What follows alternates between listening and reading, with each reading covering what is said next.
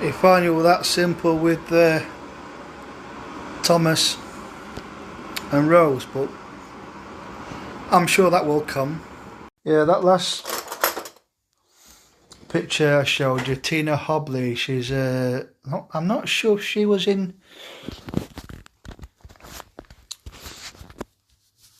I'm not sure if she was in Heartbeat at some point. A brilliant period police drama set in the 1960s in rural North Yorkshire. Yeah, it's she's Bonnie. I think she's from Liverpool. Tina Hobley. Yeah, that's from a group. Celebrities in Stockings. Yeah, wearing my Bournemouth football shirt. This is the away one. Same colour as Manchester City's soccer, football. Another start to another year. Same shit, different suit. This year, well, I've got to probably beginning next year, but so I've got 12 months where I'm going to be thinking, God, it'll be some time to remortgage the house, hopefully for another, not a bad deal, for another 5 years. But that'll be 2027. We've got Jeff again on January the 31st. Believe it or not, that's 4 weeks from the one that's just gone. I mean, this one went so bloody quick.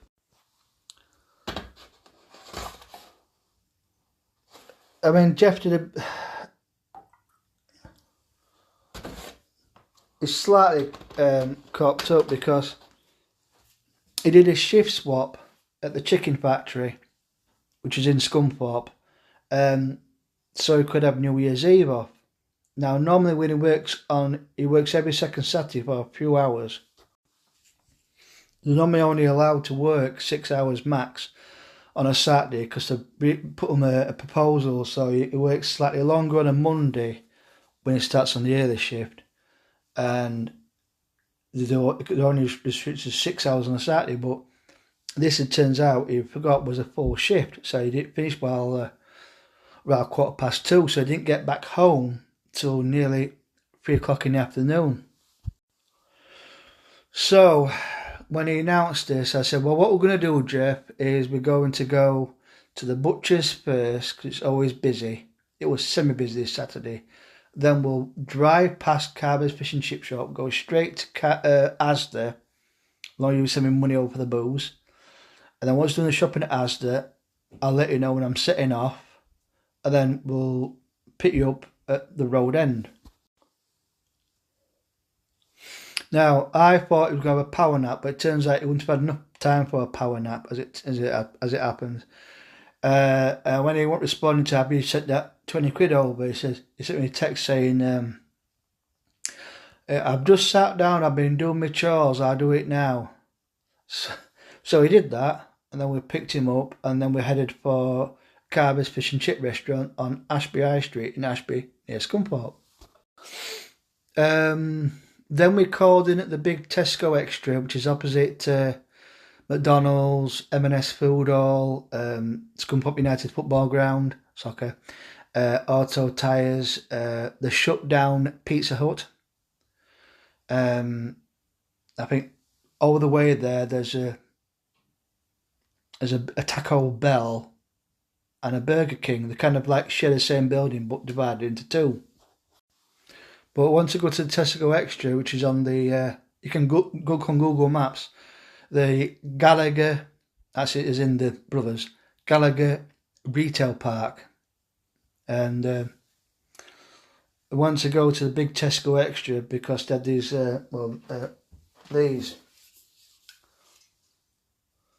it's 19 Crimes. I've got the Chardonnay, he's got the red wine, which has a bloke on it, look like convicts.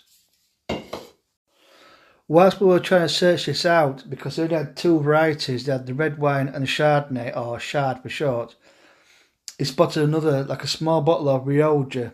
All these are from Spain.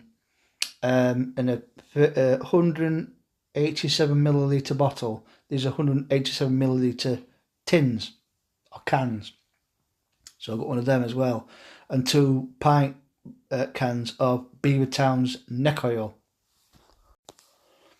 And then we came home and we had a boot full of shopping, and so I said, look, you'll get your son upstairs for a power nap, because if you don't go for a power nap, come 7, 8 o'clock, you're going to be zonked out like a zombie, and your energy will just be absolutely depleted. You might feel all right now, but in a couple of hours' time, you feel your eyelids have got heavy weights attached to them. So obviously this is Saturday, January the 3rd, 2026. He went upstairs to the box room, which is a small bedroom next to the master bedroom at the front of the house. And it went past 7 o'clock. 7, no sign of life. It got to a point where it was like nearly 20 past 8. So I thought, bloody hell, I best go wake him up, because otherwise bloody evening's going to be over. So I went upstairs and I knocked on the door, which was almost 2.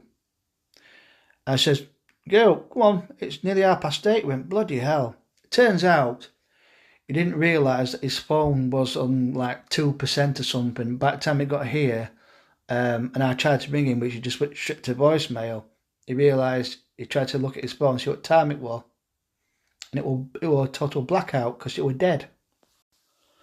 So we started to watch Airport, and then Airport 75, then there was a Match of the Day break. I think, what did we watch then? Because if you were Curveball, and we end up watching something else, which I can't remember offhand right now. But it was the Towering Inferno, which, as you know, is about well over 2.5 hours. And I said to him, we ain't got a chance to watch Airport 77 now. That's one where Christopher Lee guest stars it, and that Boeing somehow miraculously lands and sinks to the bottom of the sea with obviously some structural damage, and most of them get out of it. We're going to watch Airport 77 tonight at 9 o'clock, so that'll be 3 o'clock in the afternoon your time. And then Match of the Day too, which is all the football games from this afternoon.